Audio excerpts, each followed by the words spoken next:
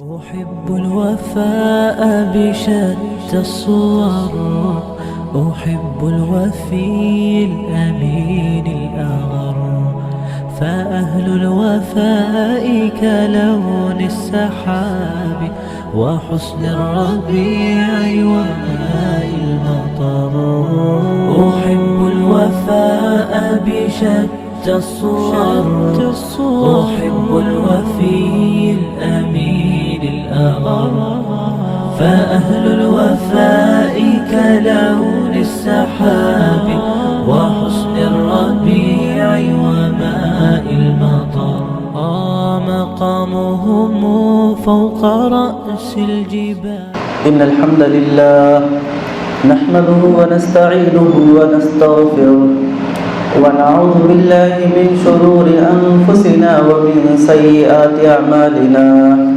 من يهده الله فلا مضل له ومن يضلل فلا هادي له، وأشهد أن لا إله إلا الله وحده لا شريك له، وأشهد أن نبينا محمدا عبده ورسوله. يا أيها الذين آمنوا اتقوا الله حق تقاته ولا تموتن إلا وأنتم مسلمون.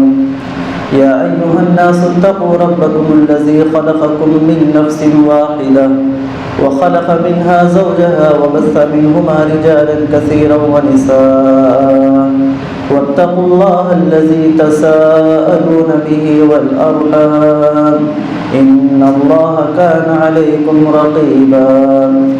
يا أيها الذين آمنوا اتقوا الله وقولوا قولا سديدا يصلح لكم أعمالكم ويغفر لكم ذنوبكم، ومن يطع الله ورسوله فقد فاز فوزا عظيما.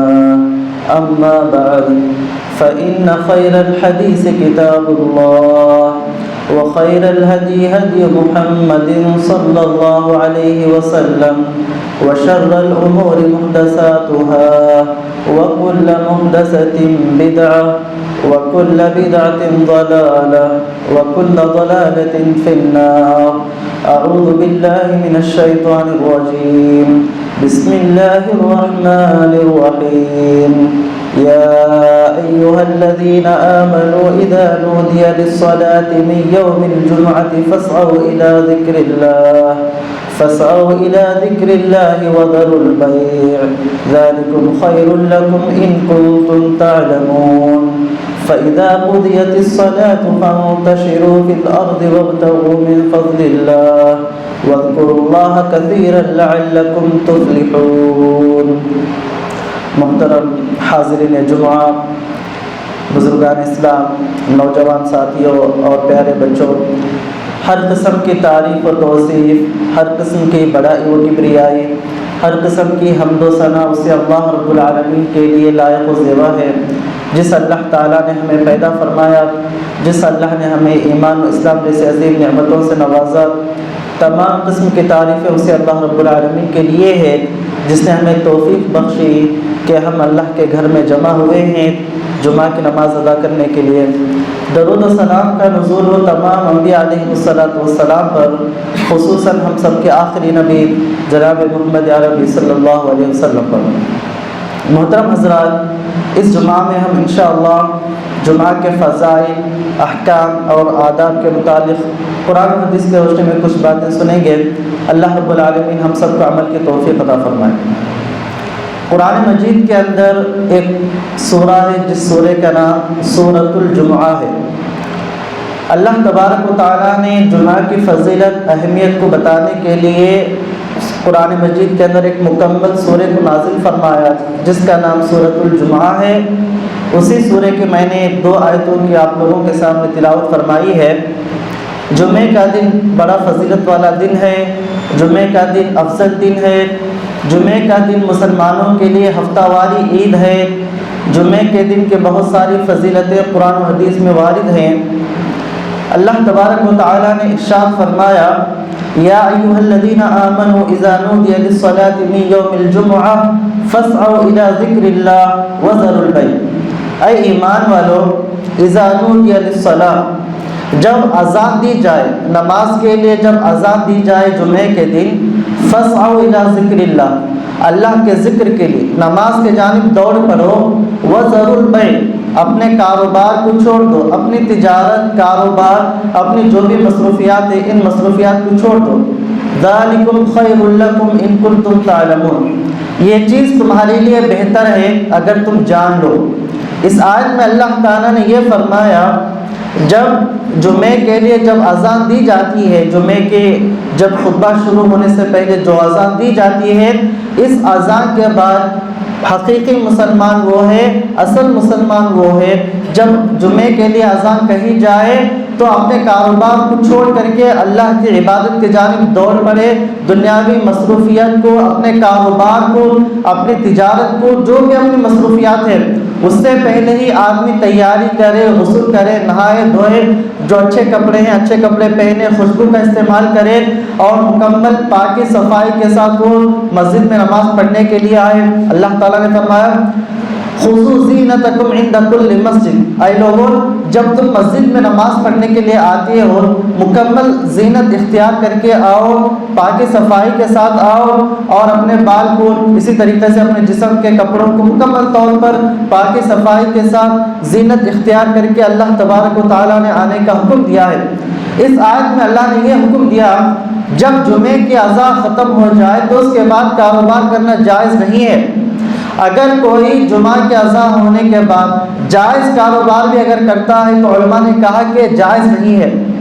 اللہ نے فرمایا اذا نودی للصلاة من یوم الجمعہ فاسعوا الی ذکر اللہ وذروا البیع، اس آیت سے استدلال کر کے علماء نے کہا کہ جب خطبے کے لیے جو اذان دی جاتی ہے اس کے بعد کاروبار کرنا جائز نہیں ہے اور کاروبار کرنا یہ حرام ہے، یعنی مسلمانوں کے دلوں میں جمعے کی عظمت ہونا چاہیے، جمعے کا جو مقام جو جمعے کے دن کا جو مقام ہے، جو مرتبہ ہے، جو احترام ہے، یہ ہمارے دلوں میں ہونا چاہیے۔ اس کے بعد اللہ تبارک و تعالیٰ نے فرمایا فَإِذَا قُضِيَتِ الصَّلَاةُ، جب نماز ختم ہو جائے، جب فَإِذَا قُضِيَتِ الصَّلَاةُ فَانتَشِرُوا فِي الْأَرْضِ، زمین میں پھیل جاؤ، اور اس کے بعد اللہ نے کہا زمین میں پھیل جاؤ اور اللہ تعالیٰ کا رزق تلاش کرو، یہ تمہارے لیے بہتر ہے، اللہ تبارک و تعالیٰ تمہیں بہترین رزق دینے والا ہے۔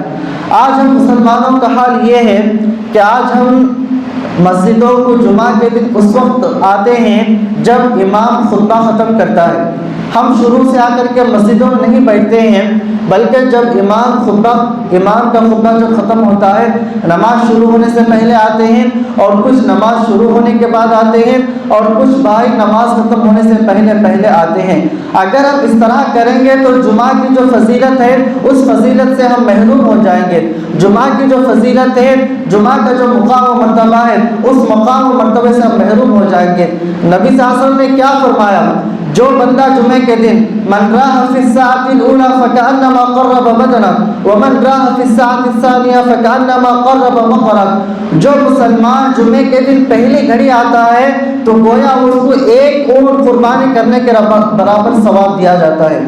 جو مسلمان، جو مومن جمعے کے دن سب سے پہلے مسجد میں آتا ہے، اول وقت میں پہلی گھڑی میں جمعے کی نماز ادا کرنے کے لیے وہ آتا ہے، اللہ تبارک و تعالیٰ ایسے بندے کو ایک اونٹ قربانی کرنے کے برابر ثواب عطا فرماتے ہیں۔ ومن راح فی الساعۃ الثانیہ فکأنما قرب بقرہ، اور جو دوسری گھڑی میں آتا ہے گویا اسے ایک گائے قربانی کرنے کے برابر ثواب دیا جاتا ہے، اور جو تیسری گھڑی میں آتا ہے گویا وہ سینگ دار مینڈے قربانی کرنے کے برابر اس کو ثواب دیا جاتا ہے۔ ومن راح فی الساعۃ الرابعہ فکأنما قرب دجاجہ، جو پھر چوتھی گھڑی میں آتا ہے گویا اللہ کی راہ میں مرغی قربانی کرنے کے برابر ثواب دیا جاتا ہے، جو اس کے بعد آتا ہے اللہ کی راہ میں انڈا صدقہ کرنے کے برابر ثواب دیا جاتا ہے۔ یہ جو فضیلت ہے اس فضیلت سے ہم محروم ہو جاتے ہیں۔ جو لوگ جمعہ کے دن تاخیر سے آتے ہیں، یہ جمعہ مسلمانوں کے لیے ہفتہ واری عید ہے، اللہ تبارک و تعالیٰ نے یہ جمعہ امت محمدیہ کے لیے اللہ تعالیٰ نے عطا فرمایا ہے۔ اس جمعے کے دن کی فضیلت سے، اہمیت سے اللہ تبارک و تعالیٰ نے یہود و نصارہ کو گمراہ کر دیا۔ نبی صلی اللہ علیہ وسلم نے فرمایا نحن الآخرون السابقون یوم القیامہ بین انہم اوتوا الکتاب من قبلنا فلیلیہود غدا والنصارى بعد غد، نبی صلی اللہ علیہ وسلم نے فرمایا نحن الآخرون السابقون یوم القیامہ، ہم دنیا میں آنے کے اعتبار سے سب سے آخر میں آئے ہیں، لیکن سب سے پہلے حساب کتاب امت محمدیہ کا لیا جائے گا۔ امت محمدیہ دنیا میں آنے کے اعتبار سے سب سے آخری امت ہے۔ نوح علیہ السلام، موسیٰ علیہ السلام، عیسیٰ علیہ السلام، ابراہیم علیہ السلام، دنیا میں بہت سارے پیغمبر ان کی امتیں گزری ہیں، امت محمدیہ سب سے آخری امت ہے۔ یہی نبی صلی اللہ علیہ وسلم نے فرمایا نحن الآخرون السابقون یوم القیامہ، ہم دنیا میں آنے کے اعتبار سے سب سے آخر میں آئے ہیں، السابقون یوم القیامہ، لیکن قیامت کے دن سب سے پہلے حساب و کتاب امت محمدیہ کا لیا جائے گا۔ نہ عیسیٰ علیہ السلام کی امت کا، نہ ابراہیم علیہ السلام کی امت کا، نہ نوح علیہ السلام کی امت کا، نہ عیسیٰ علیہ السلام، نہ اسی طریقے سے جتنے پیغمبر گزرے ہیں، نہ ہود علیہ السلام، جتنے پیغمبر گزرے ہیں، سب سے پہلے اس امت محمدیہ کا حساب لیا جائے گا۔ پھر اس کے بعد اور ایک حدیث میں نبی صلی اللہ علیہ وسلم نے ارشاد فرمایا اللہ تبارک و تعالیٰ نے جمعہ کی فضیلت سے یہود و نصارہ کو گمراہ کر دیا۔ اللہ تبارک و تعالیٰ نے یہودیوں کے لیے، نصارہ کے لیے، کرسچنز کے سامنے اللہ تبارک و تعالیٰ نے جمعہ کا دن پیش کیا، لیکن انہوں نے اسے تسلیم نہیں کیا۔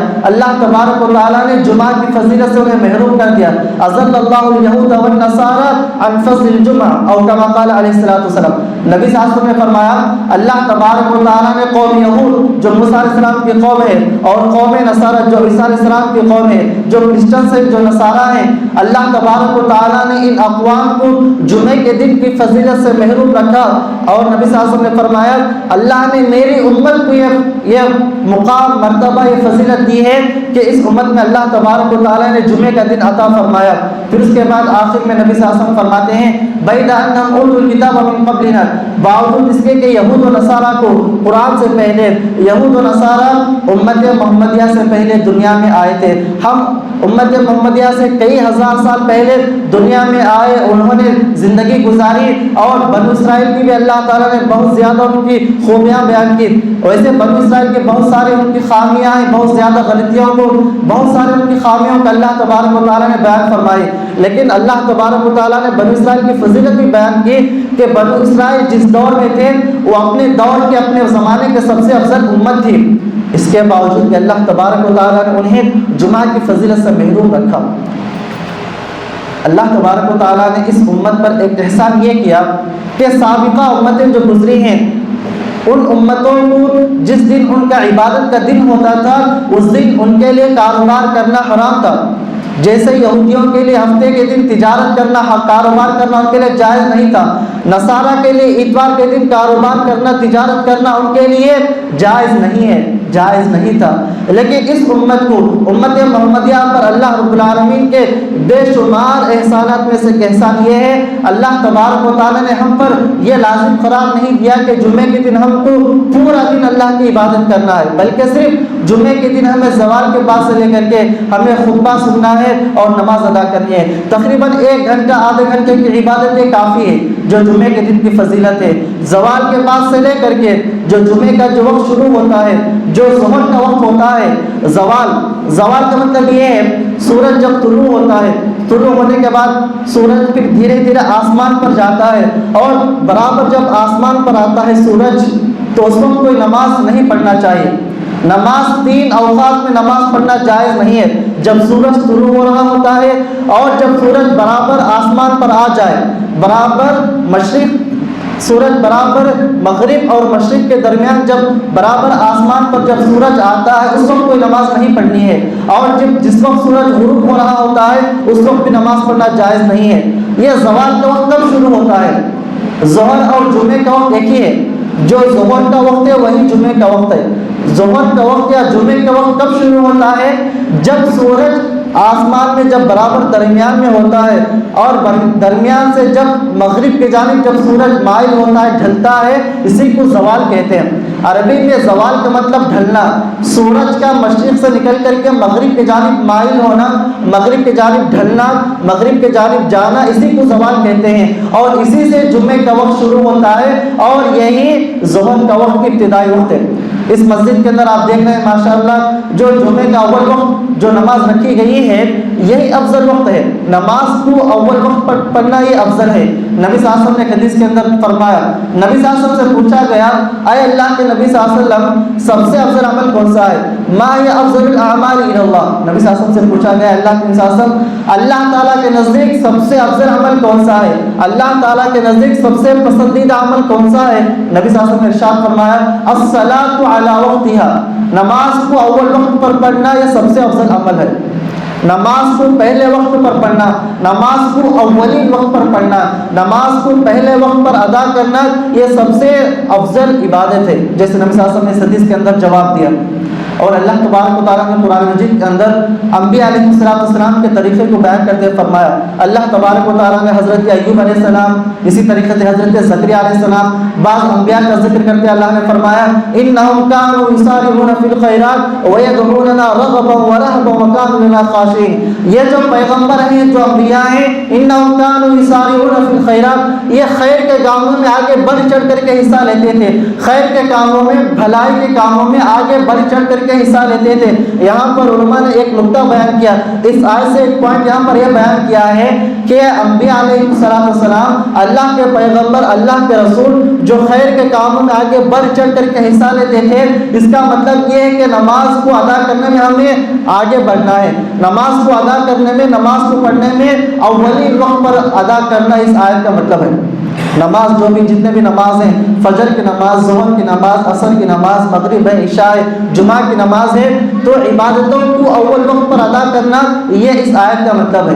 انہم کانوا یسارعون فی الخیرات، خیر کے کاموں میں آگے بڑھتے تھے، خیر کے کاموں میں بہت جلدی کرتے تھے۔ اور ایک جگہ اللہ تعالیٰ نے قرآن مجید میں بے شمار جگہوں پر اللہ تعالیٰ نے فرمایا ساریعوا الی مغفرۃ من ربکم، اللہ کی بخشش کی جانب، اللہ کی مغفرت حاصل کرنے کے لیے جلدی کرو۔ اللہ نے کہا فاستبقوا الخیرات، خیر کے کاموں میں آگے بڑھو، بھلائی کے کاموں میں آگے بڑھو، عبادت کے کاموں میں آگے بڑھو، جلدی کرو۔ تو نماز کو اول وقت پر پڑھنا یہ افضل عبادت ہے۔ اور جو جمعے کا وقت ہوتا ہے، زوال کے بعد سے جمعے کا وقت شروع ہوتا ہے، آپ دیکھ سکتے ہیں جو بھی زوال کا وقت ہوتا ہے، جیسے ہی زوال کا وقت شروع ہوتا ہے تو جمعے کا وقت شروع ہوتا ہے۔ اور یہاں پر اگر ہم نماز کو چاہے جمعے کی نماز ہو، فجر کی نماز ہو، مغرب کی نماز ہو، عصر کی نماز ہو، جتنی بھی نمازیں ہیں، اگر ہم نمازوں کو اول وقت پر ادا کرتے ہیں تو یہ اللہ تعالیٰ کے نزدیک سب سے افضل عبادت ہے، اللہ تعالیٰ کے نزدیک سب سے پسندیدہ عمل ہے۔ جیسے حدیث کے اندر نبی صلی اللہ علیہ وسلم سے پوچھا گیا ما ہی احب الاعمال الی اللہ، نبی صلی اللہ علیہ وسلم سے پوچھا گیا اے اللہ کے نبی صلی اللہ علیہ وسلم اللہ تعالیٰ کے نزدیک سب سے پسندیدہ عمل کون سا ہے؟ اللہ تعالیٰ کو سب سے پسندیدہ عمل کون سا ہے؟ تو نبی صلی اللہ علیہ وسلم نے فرمایا الصلاۃ لوقتها، نماز کو وقت پر ادا کرنا، نماز کو اول وقت پر پڑھنا یہ اللہ تعالیٰ کو سب سے افضل اور پسندیدہ وقت ہے۔ میرے مسلمان بھائیوں، ایک حدیث میں نبی صلی اللہ علیہ وسلم نے ارشاد فرمایا خیر یوم طلعت فیہ الشمس یوم الجمعہ فیہ خلق آدم وفیہ ادخل الجنہ وفیہ احبط منہا، رواہ البخاری۔ بخاری کی روایت ہے، نبی صلی اللہ علیہ وسلم نے ارشاد فرمایا خیر یوم طلعت فیہ الشمس، سب سے بہتر دن جس میں سورج طلوع ہوتا ہے وہ کون سا دن ہے؟ یوم الجمعہ، جمعے کا دن، یعنی دنوں کے اندر سب سے بہترین دن جمعے کا دن ہے۔ اور ایک حدیث کے اندر جمعے کے دن کو دنوں کا سردار کہا گیا ہے، اور ایک حدیث کے اندر جمعے کے دن کو عید کا دن کہا گیا ہے، بلکہ ایک حدیث کے اندر جمعے کے دن کو عید الاضحیٰ اور عید الفطر کے دن سے بھی افضل قرار دیا گیا ہے۔ یہ جمعے کا دن افضل دن ہے، یہ جمعے کا دن شرف و فضیلت والا دن ہے، اور اس جمعے کے بہت ساری فضائل ہیں، اس جمعے کے بہت ساری خصوصیتیں ہیں۔ اس حدیث میں نبی صلی اللہ علیہ وسلم نے جمعے کے دن کے بعض خصوصیات کا ذکر کرتے ہوئے فرمایا خیر یوم طلعت فیہ الشمس یوم الجمعہ، سب سے بہترین دن جس میں سورج طلوع ہوتا ہے وہ جمعے کا دن ہے۔ فیہ خلق آدم، اسی جمعے کے دن اللہ تبارک و تعالیٰ نے آدم السلام کو پیدا کیا، اللہ تبارک و تعالیٰ نے جمعے کے دن حضرت آدم السلام کو پیدا کیا۔ وفیہ ادخل الجنہ، اور اسی جمعے کے دن آدم علیہ السلام کو جنت میں داخل کیا گیا۔ وفیہ اخرج منہا، اور اسی جمعے کے دن اللہ تبارک و تعالیٰ نے حضرت آدم السلام کو جنت سے نکال کر کے دنیا میں اللہ تبارک و تعالیٰ نے اترنے کا حکم دیا۔ اور بعض حدیث کے اندر ہے قیامت جمعے کے دن ہی قائم ہوتی ہے، قیامت جو قائم ہوگی جمعے کے دن واقع ہوتی ہے۔ جمعے کے دن سورج طلوع ہونے سے پہلے تمام مخلوقات خوف میں ہوتے ہیں، ڈرتے ہیں کہ کہیں قیامت واقع نہ ہو جائے، اور اللہ تبارک و تعالیٰ سے بخشش طلب کرتے ہیں، اللہ تبارک و تعالیٰ سے استغفار کرتے ہیں، سوائے جن اور انس کے۔ سوائے جنات اور انسان کے اس کا پتہ نہیں ہوتا ہے، سوائے انس اور جن کے ساری مخلوقات جمعے کے دن سورج طلوع ہونے سے پہلے ڈر میں رہتے ہیں کہ کہیں قیامت واقع نہ ہو جائے، کیونکہ قیامت جمعے کے دن واقع ہوتی ہے۔ تو اس حدیث کے اندر جمعہ کے دن کی بے شمار فضائل، بے شمار خصلتیں بیان کی گئی ہیں۔ ایک اور حدیث میں نبی صلی اللہ علیہ وسلم نے فرمایا فیہ ساعۃ لا یوافق عبد المسلم یسأل اللہ تعالی شیئا الا اعطاہ ایاہ۔ نبی صلی اللہ علیہ وسلم نے ارشاد فرمایا جمعے کے دن ایک ایسا وقت ہے، جمعے کا دن ایک ایسی گھڑی ہے جس میں بندہ نماز پڑھتا ہے اور اللہ تعالیٰ سے مانگتا ہے، اللہ تبارک و تعالیٰ اس کی اس دعا کو قبول فرماتا ہے۔ جو دعائیں قبول ہونے کے جو افضل اوقات ہیں، ان افضل اوقات میں سے ایک وقت جمعے کا دن ہے۔ اور جمعے کے دن جیسے اس حدیث کے اندر نبی صلی اللہ علیہ وسلم نے فرمایا جمعے کے دن ایک ایسی گھڑی ہے، جمعے کا دن ایک ایسا وقت ہے جس وقت میں جو کوئی مسلمان بندہ یا بندی اللہ تعالیٰ سے دعا کرتے ہیں، مانگتے ہیں، اللہ تبارک و تعالیٰ ان کی دعا کو ضرور قبول فرماتے ہیں۔ یہ وقت کب ہے؟ اس کے بارے میں دو حدیثیں آئی ہیں۔ ایک حدیث کے اندر ہے جب امام خطبے کے لیے کھڑا ہوتا ہے اس وقت سے لے کر نماز ختم ہونے تک، جمعے کی نماز ختم ہونے تک یہ گھڑی ہوتی ہے۔ اس گھڑی میں ہم جو بھی دعائیں کرتے ہیں تو اس میں ہماری دعائیں اللہ کی بارگاہ میں مقبول ہوتی ہیں۔ اور ایک حدیث کے اندر ہے کہ عصر کا آخری وقت، یعنی عصر کا جو آخری وقت ہوتا ہے، مغرب سے پہلے کا جو وقت ہوتا ہے، یہ گھڑی افضل وقت ہے جس میں اگر ہم اللہ تبارک و تعالیٰ سے دعا کرتے ہیں، اللہ تبارک و تعالیٰ سے مانگتے ہیں تو اللہ تبارک و تعالیٰ ضرور اس میں ہماری دعاؤں کو قبول کرتا ہے۔ اللہ نے قرآن مجید کے اندر ارشاد فرمایا اللہ تبارک و تعالیٰ بعض دنوں کو بعض دنوں پر فضیلت دیا ہے، بعض جگہوں کو بعض جگہوں پر اللہ تبارک و تعالیٰ نے فضیلت دی ہے۔ جیسے مثال کے طور پر مکہ میں 1 رکعت نماز پڑھنے کا ثواب 1 لاکھ کے برابر ہے، مدینہ میں 1 رکعت نماز پڑھنے کا ثواب 1000 کے برابر ہے، مسجد قباء میں 2 رکعت نماز پڑھنے کا ثواب 1 عمرے کے برابر ثواب دیا جاتا ہے۔ اللہ نے بعض جگہوں کو بعض جگہوں پر فضیلت دی ہے اور بعض اوقات کو بعض اوقات پر اللہ تعالیٰ نے فضیلت دی ہے۔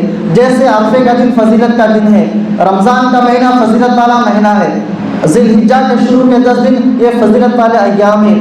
انہی افضل اوقات میں سے، انہی فضیلت والی گھڑیوں میں سے جمعے کا دن بھی ہے۔ اسی لیے نبی صلی اللہ علیہ وسلم نے ارشاد فرمایا جمعے کے دن تم مجھ پر کثرت کے ساتھ درود پڑھا کرو، اگر تم مجھ پر کثرت کے ساتھ درود پڑھو گے تو تمہارا درود مجھ پر پیش کیا جاتا ہے۔ نبی صلی اللہ علیہ وسلم نے ارشاد فرمایا ان من افضل ایامکم یوم الجمعہ، نبی صلی اللہ علیہ وسلم نے فرمایا تمہارے دنوں میں سے سب سے افضل دن جمعہ کا دن ہے۔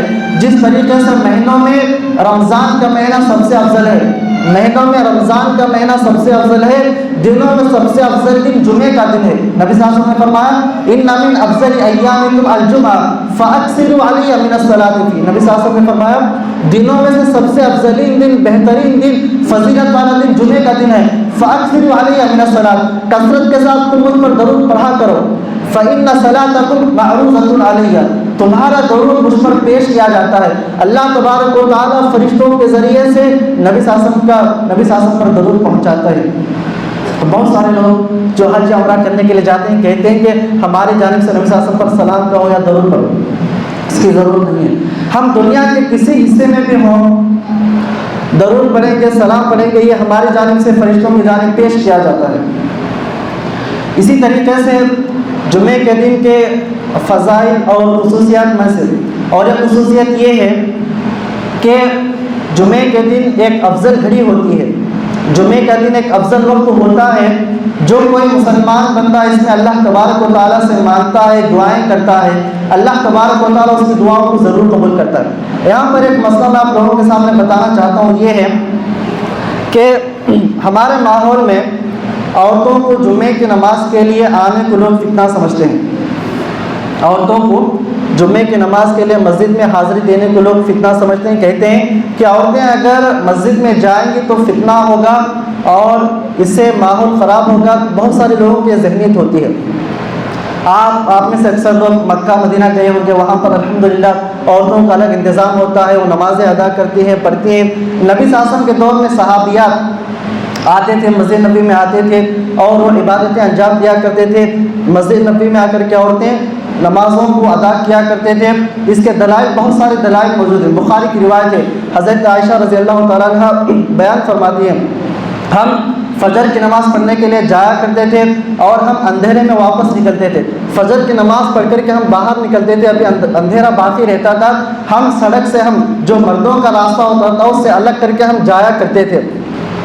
اگر عورتوں کو ہم مسجد جانے سے روکیں گے تو عورتوں کو دینی تعلیم کیسے حاصل ہوگا؟ لوگ کہتے ہیں کہ مسجد میں آنا فتنہ ہے.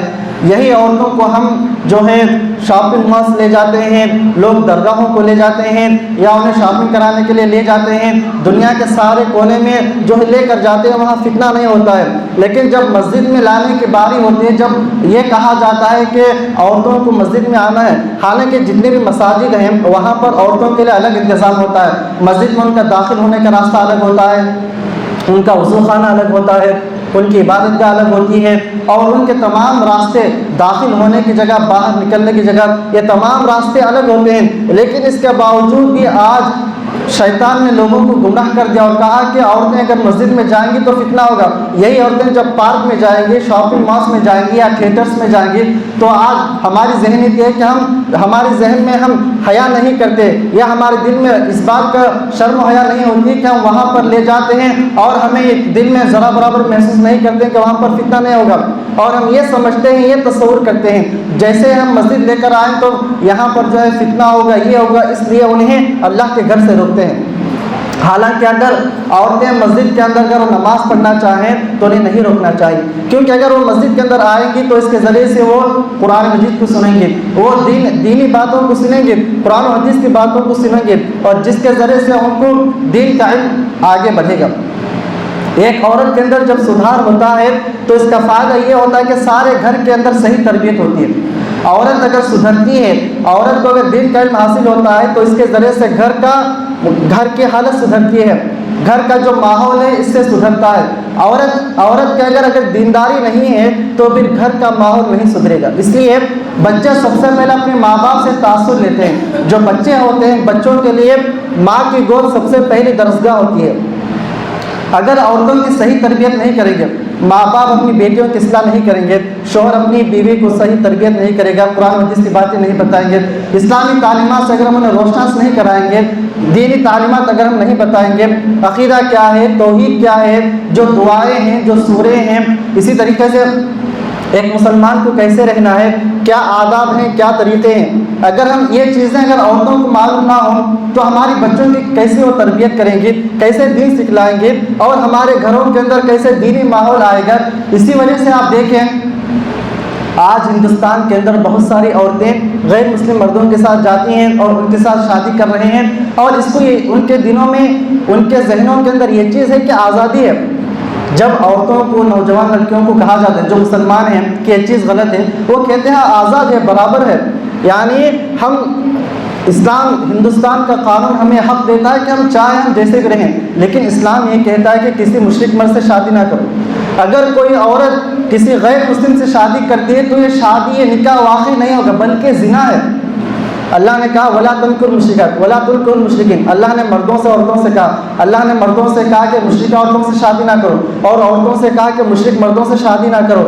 اور جو لڑکیاں, جو عورتیں کسی غیر مسلم مرد کے ساتھ شادی کرتی ہیں تو یہ شادی نہیں ہوگی بلکہ زنا ہوگا. میرے مسلمان بھائیوں, ہم پر یہ ذمہ داری عائد ہوتی ہے کہ ہم ہماری بیٹیوں کی ہم اصلاح کریں, ہم ان کی تربیت کریں, ہم انہیں سکھائیں دین کیا ہے, دین کے جو اخلاق ہیں, دین اسلام کی جو تعلیمات ہیں, اس کے اندر جو شرم و حیا ہے, دین اسلام کے اندر کی جو اہم جو تعلیمات ہیں, دین اسلام کے اندر کسی غیر مرد کو دیکھنے کی, یہاں پر اگر کوئی شہوت کی نگاہ سے دیکھتا ہے, یا اسی طریقے سے اللہ تبارک و تعالیٰ نے قرآن مجید کے اندر حکم دیا کہ وَغْضُضْنَ, اپنی نگاہوں کی حفاظت کرو. اسی طریقے سے دین اسلام کے اندر پردے کا حکم دیا گیا ہے. دین اسلام کے اندر ان تمام چیزوں سے روکا گیا ہے جو زناکاری کی طرف لے جاتی ہیں. انسان سب سے پہلے اپنی آنکھوں سے دیکھتا ہے, مرد یا عورت ایک دوسرے کو دیکھتے ہیں, پھر اس کے بعد بات ہوتی ہے, ملاقات آگے بڑھتی ہے, پھر یہی چیز زناکاری تک لے جاتی ہے. اس لیے اسلام سب سے پہلے اسی چیز سے روکتا ہے. اسلام یہ کہتا ہے کہ اپنی آنکھوں کی حفاظت کرو, اپنے نگاہوں کی حفاظت کرو. سب سے پہلے نگاہوں کی حفاظت کرنے کی ہمیں تعلیم دیتا ہے, کیونکہ شروعات یہیں سے ہوتی ہے. وَقُلْ لِلْمُؤْمِنَاتِ يَغْضُضْنَ مِنْ أَبْصَارِهِنَّ وَيَحْفَظْنَ فُرُوجَهُنَّ. اللہ تبارک و تعالیٰ نے کہا مومن عورتوں سے کہو کہ مومنہ عورتیں اپنی آنکھوں کی حفاظت کریں, نگاہوں کی حفاظت کریں, اپنی شرمگاہوں کی حفاظت کریں. اور یہی حکم اللہ تبارک و تعالیٰ نے مردوں کو بھی حکم دیا، اللہ تبارک و تعالیٰ نے مومن مردوں کو حکم دیا کہ اپنی نگاہوں کی حفاظت کریں، اور اسی طریقے سے وہ اپنی نگاہوں کی حفاظت کریں، اپنی شرمگاہوں کی حفاظت کریں، اور اللہ نے کہا وَلَا تَقْرَبُوا الْفَوَاحِشَ، فحش گندگی کے قریب بھی نہ جاؤ۔ اللہ نے کہا زناکاری، بدکاری، فحش، اللہ تبارک و تعالیٰ نے اس کے قریب بھی جانے سے منع کیا۔ اللہ نے کہا انہا، اللہ تبارک و تعالیٰ نے کہا یہ بہت ہی بری چیز ہے، بدکاری، زناکاری یہ بہت ہی بری چیز ہے۔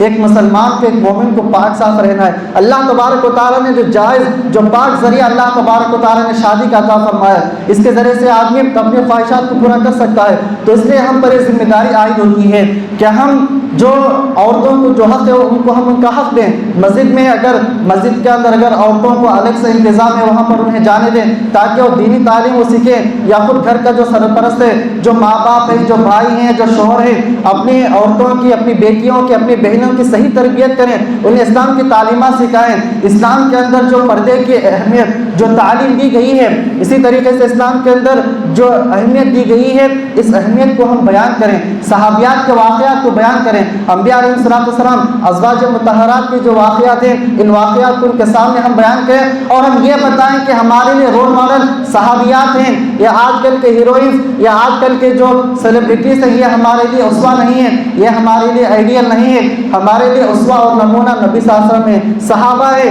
صحابیات ہیں، یہ ہمارے لیے رول ماڈل ہیں۔ لیکن افسوس آج ہمارے جو نوجوان ہیں، نوجوان مرد، نوجوان عورتیں، آج ہم جو لوگ فلمی اداکار ہیں، جو کرکٹرز ہیں، یا جو سیلیبریٹیز ہیں، یا بھی خاص کر کے جو ویسٹرن کلچر ہے، جو مغربی تہذیب ہے، مغربی تہذیب اپنانے پر ہم فخر محسوس کرتے ہیں۔ وہ جیسا لباس پہنتے ہیں، وہ جیسے اپنے لائف اسٹائل گزارتے ہیں، ہم سمجھتے ہیں کہ اس طرح سے زندگی گزارنا یہ اصل زندگی ہے، یہ اصل مزہ ہے۔ حالانکہ ہمیں دنیا اور آخرت میں اگر ہم کامیابی چاہتے ہیں ہم دینی تعلیمات پر عمل کریں۔ اگر ہم اسلام پر کم حق و عمل کریں گے دنیا میں بھی اللہ تعالیٰ ہمیں کامیابی عطا فرمائے گا، آخرت میں بھی اللہ تبارک و تعالیٰ ہمیں کامیابی عطا فرمائے گا۔ تو اس لیے ہمیں سمجھنے کی ضرورت ہے۔ تو میں یہ بتا رہا تھا کہ جمعے کے دن اگر مسجد کے اندر عورتوں کا انتظام ہے تو ضرور بھیجیں تاکہ دینی تعلیمات سیکھیں اور ہم انہیں دینی تعلیم کی جانب رغبت دلائیں۔ ہم دنیاوی تعلیمات کی فکر کرتے ہیں، ہم اپنے بچوں کو ڈاکٹرز، انجینئرز، پائلٹ جو بھی ہوتا ہے ہم کوشش کرتے ہیں کہ اعلیٰ سے اعلیٰ تعلیم دیں، اچھی بات ہے، لیکن اس کے ساتھ ساتھ دینی تعلیم کی بھی فکر کریں۔ ہم اپنے بچوں کو قرآنی تعلیم سکھائیں، دینی تعلیم سکھائیں۔ اگر ہم ہمارے بچوں کی صحیح تربیت کرتے ہیں یہی بچے ہمارے مرنے کے بعد صدقے جاریہ ہوں گے، یہی اولاد ماں باپ کے لیے صدقے جاریہ ہوں گے۔ لیکن اگر ہم نے ہماری اولاد کی صحیح تربیت نہیں کی تو یہ اولاد بڑے ہونے کے بعد جب عہدہ ملتا ہے، اچھی نوکریاں ملتی ہیں، یہی اولاد اپنے ماں باپ کو گھر سے نکال دیتے ہیں۔ غلطی کس کی ہے؟ ماں باپ کی ہے۔ ماں باپ نے بچپن میں اپنے بچوں کی صحیح تربیت نہیں کی، ماں باپ کا جو مقام و مرتبہ ہے اس مقام و مرتبے کو انہوں نے بیان نہیں کیا۔ جو اسلامی تعلیمات ہیں، اسلام کے اندر جو ماں باپ کا مقام و مرتبہ ہے، اسلام کے اندر جو آداب ہیں، رشتہ داروں کے جو حقوق ہیں، پڑوسیوں کے جو حقوق ہیں، اگر ان حقوق کو اگر ہم بیان کرتے ہیں تو بچے بڑے ہونے کے بعد ان کے اندر دینی ماحول پیدا ہوتا، قرآن حدیث کے ہوتے۔ آج مسلمانوں کے اندر کتنے سے پرسنٹیج ہے جو دین سے قریب ہیں؟ ہم میں سے جو نوجوانوں کا طبقہ ہے، مسلمانوں کو جو طبقہ ہے، اللہ ماشاءاللہ بہت کم ایسے ہیں جو دیندار ہیں، جو نمازوں کی پابندی کرتے ہیں، جو الحمدللہ ان کے اندر مکمل ایمان ہے، اسلامی تعلیمات پر عمل کرتے ہیں، پردے کی پابندی کرتے ہیں، جو اسلامی تعلیمات پر کم حق و عمل کرتے ہیں۔ ورنہ آج ہمارے مسلمانوں میں سے اکثریت ایسی ہے جو دین سے غافل ہے، اسلام سے دور ہیں، قرآن و حدیث سے دور ہیں، دینی تعلیمات سے دور ہیں۔ اس کی وجہ کیا ہے؟ نہ ہمارے اندر شوق ہے، نہ رغبت ہے کہ ہم دین سیکھیں۔ دین کیا ہے، توحید کیا ہے، اسلام کیا ہے، اللہ تعالیٰ ہم سے کیا مطالبہ کرتا ہے، اللہ نے ہمیں کیوں بھیجا ہے، ہم اللہ کے حقوق کیسے ادا کریں گے، ہم ایک حقیقی مسلمان کیسے بن سکتے ہیں، ہم ایک اچھے مسلمان کیسے بن سکتے ہیں، ہم بہترین زندگی کیسے ہم بسر کر سکتے ہیں، ہم دنیا اور آخرت میں کیسے کامیابی حاصل کر سکتے ہیں۔ ہم میں سے اکثر لوگوں کی فکر کیا ہوتی ہے؟